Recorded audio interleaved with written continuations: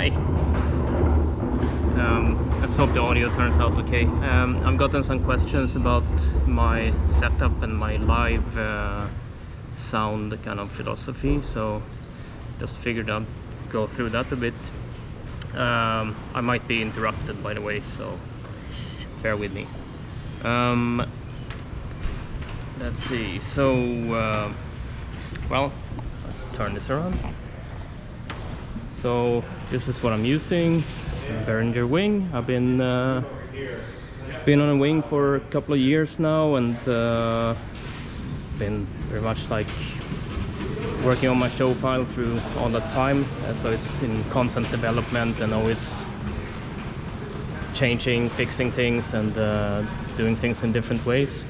Not a very complicated setup. We have drums taking 16 channels total. We have a couple of guitars, we have bass and vocals, and that's pretty much it.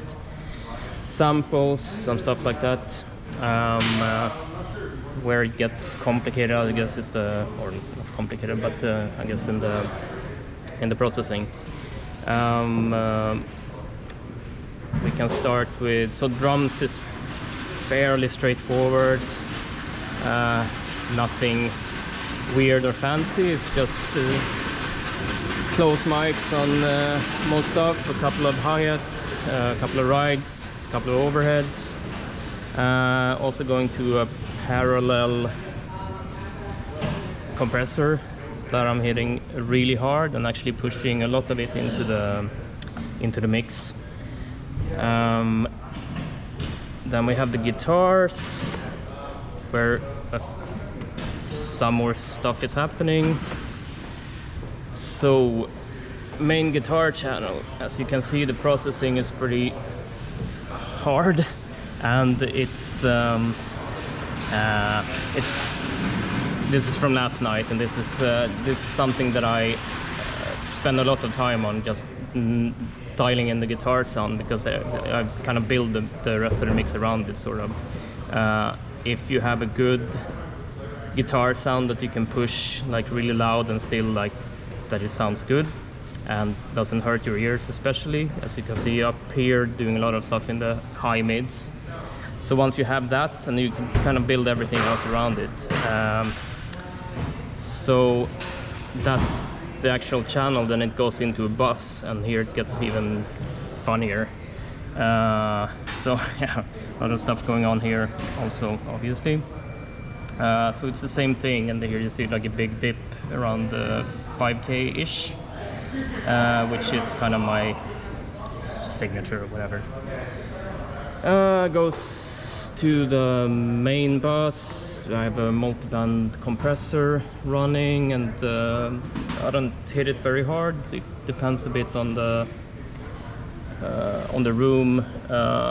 Low mids taking some of the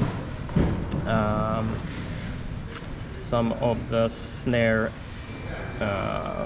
low end, so I want like a punchy snare in the around like 200-ish, but still not that it sounds like muddy through the whole thing. We have a parametric EQ, graphic EQ, nothing weird, but again, you see 4 and 5K is pretty big cut there.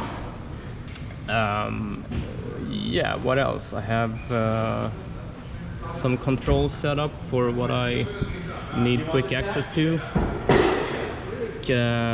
Trigger kick EQ, snare EQ, bass EQ. This one, it's not important. Multi-band, yeah, stuff. And the tap, of course.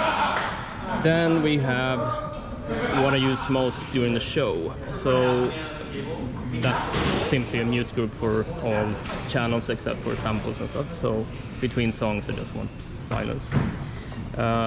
Bass chorus for some bass parts. Here we have guitars panned out, guitars panned in. So I use this sometimes for solos, or especially if someone breaks a string or some problem with one guitar, you can just quickly get the guitars to the center and just push them a bit more, just so you don't get like just empty on one side. So that's pretty handy. The rest here is control for the video playback, which is also run from here, which you have over here, and yeah, play, stop, and so on. I wasn't really planning to run video as well. It just turned out that way, and I'm kind of used to it now. But it's really handy to have everything here on the desk, so I don't have to mess around with anything else. So yeah, what else? Yeah, I have the mains fader, sub fader, front fills. I run everything of matrices of the mains. I don't do sub on an aux. I do instead. I use a lot of high-pass filtering on most sources to some degree. Okay, it's a bit extreme, but it's the symbols. So yeah, I think that's pretty much it. Hope this was interesting for some of you. And if there's anything more that I missed or anything else that you're wondering about when it comes to this, just let me know and I'll maybe do a follow-up.